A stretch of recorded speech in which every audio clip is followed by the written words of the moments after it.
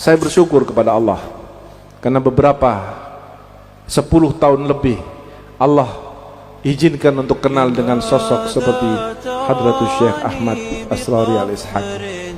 Saya bangga, saya bersyukur kepada Allah karena dalam perjalanan itu ada hal-hal yang bisa saya ceritakan dan juga ada yang tidak bisa saya ceritakan.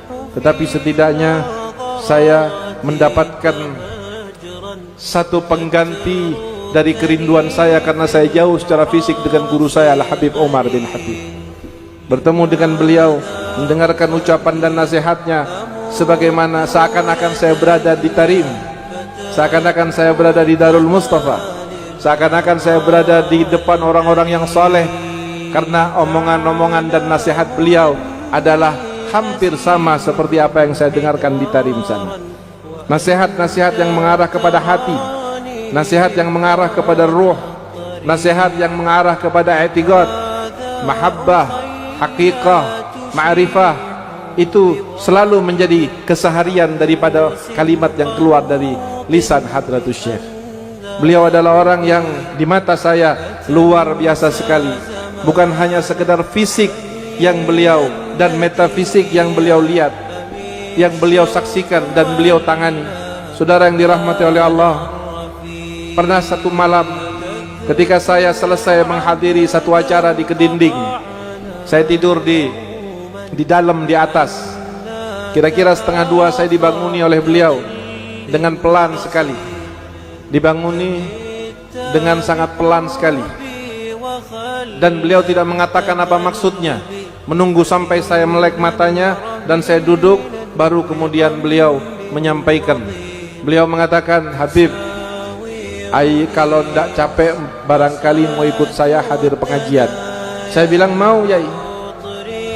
Tidak usah mandi, tidak usah pakai sorban dan jubah, cukup wudhu saja, nanti turun ke bawah. Saya masuk ke kamar mandi wudhu, lalu memakai baju, lalu saya turun ke bawah bersama beliau.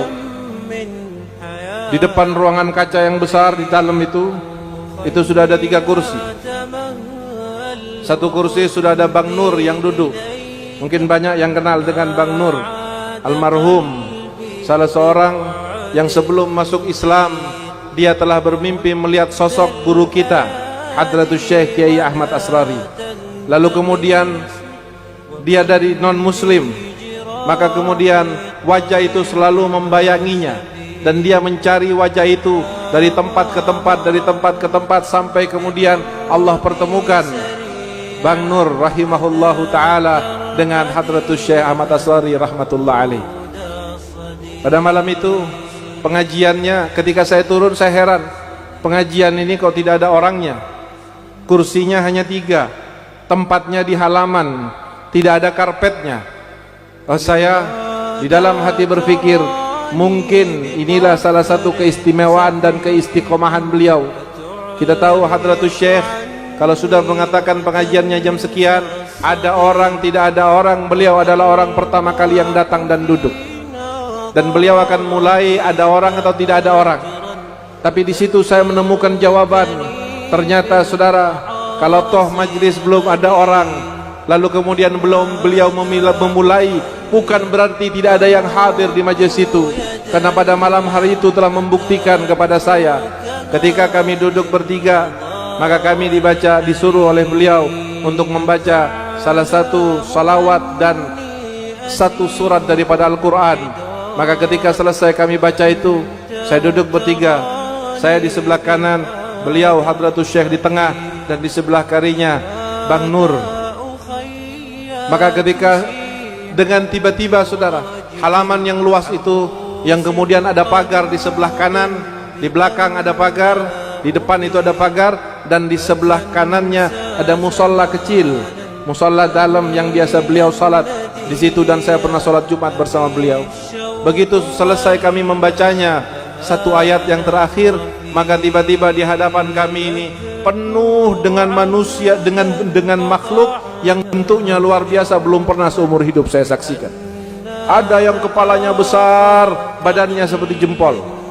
Ada yang badan dan kepalanya sedang, tetapi telinganya sampai ke tanah. saking panjangnya.